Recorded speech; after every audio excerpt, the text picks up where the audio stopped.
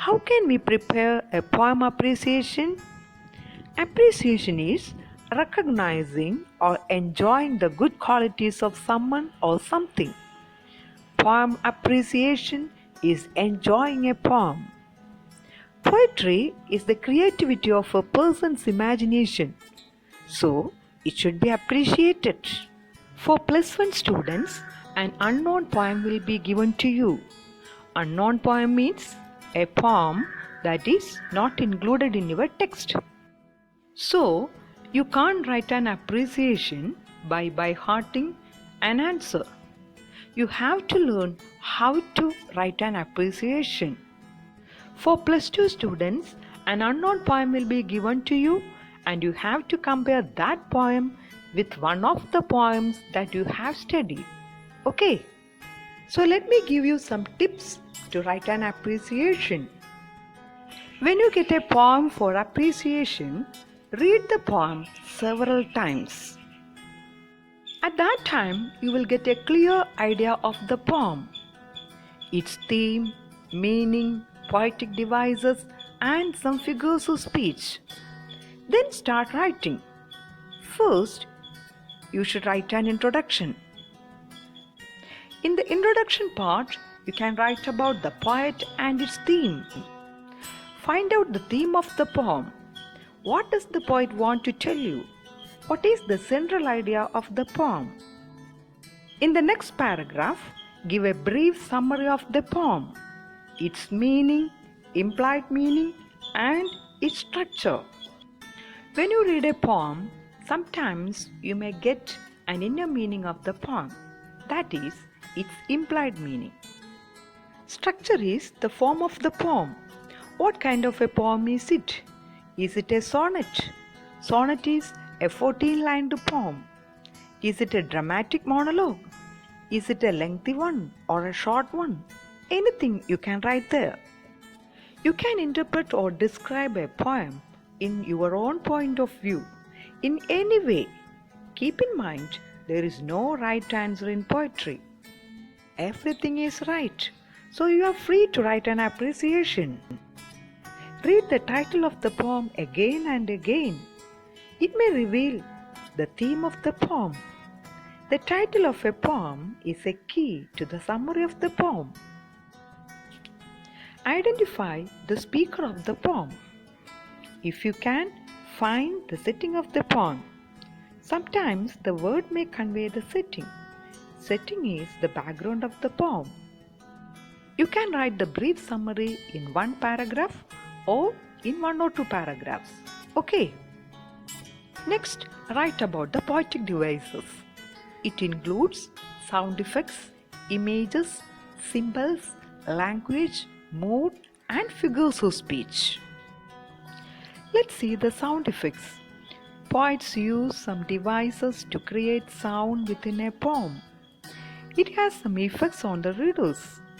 It is used to emphasize the message of the poem, to create a mood, and to reveal the speaker's attitude. Some of the sound effects are alliteration, assonance, consonance, and onomatopoeia. You know alliteration. Alliteration is the repetition of consonant sounds in nearby words. In the poem Any Woman, there is a very good example for alliteration. Light of love. There, the L is repeated. L in the light and L in the love. Another line is the twist that holds together. Here, the and that. T in twist and together. You are familiar with assonance. Assonance is the repetition of vowel sounds. An example to assonance is I made my way to the lake. Here the words made, way, lake. The A sound, that is repeated. Consonance is also repetition of consonant sounds. But there is a slight difference between alliteration and consonance. Alliteration is the repetition of consonant sounds in nearby words, while Consonance is the repetition of consonant sounds located other than at the beginning of words. An example to consonance is the pitter patter clattered on the roof. Here, the t sound is repeated, but not at the beginning of words. Onomatopoeia is a word that shows its sound. Example, bark, barking of dogs. Mew, mewing of cats. Roar, roaring of lions. Chirp, chirping of birds. Another sound effect is the use of rhyming words. Rhyming words are the words that have the similar ending sounds. You know how to find the rhyming words. Look at the third stanza of the poem Any Woman. Can you find out the rhyming words? Yes, you know. Hand, stands, alive, thrive. You know how to write the rhyme scheme. Look at the stanza again. The last word of the first line, hands, we give a letter A. Then the last word of the second line, alive, that is different from hands, so we give another letter B. The last word of the third line, stands, similar to first, so we again give the letter A. Then the last word of the fourth line, that is thrive, similar to B. So the rhyme scheme of the stanza is AB, AB. Assonance, alliteration, consonance, and rhyme are closely related. All these are repetition of certain sounds. However, some poems are blank verse, that is, without any rhyme scheme. Robert Frost has written the poem Mending Wall in blank verse. Okay, next poetic device is images. The poets use various ways to picturize the idea in the mind of the readers through the use of words. Identify it. Are the images visual, auditory, kinesthetic, tactile, olfactory, or gustatory? Visual images are the pictures that we can see through the words of the poet.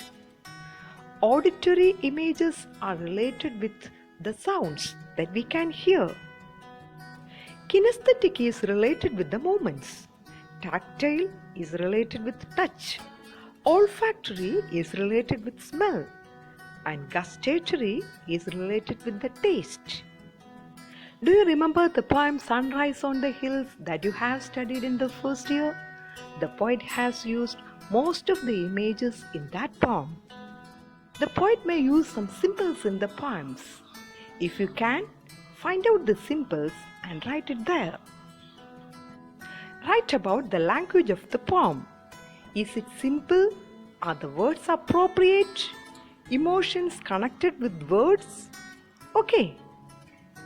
Then you can write about the mood of the poet.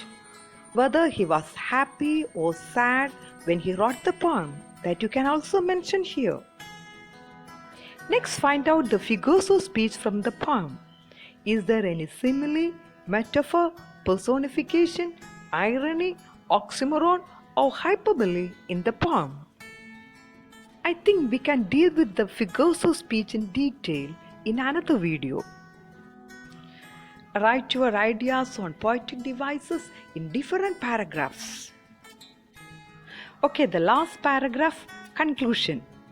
Sum up the poem in your own words. You can also write your personal comments and opinions in the concluding paragraph.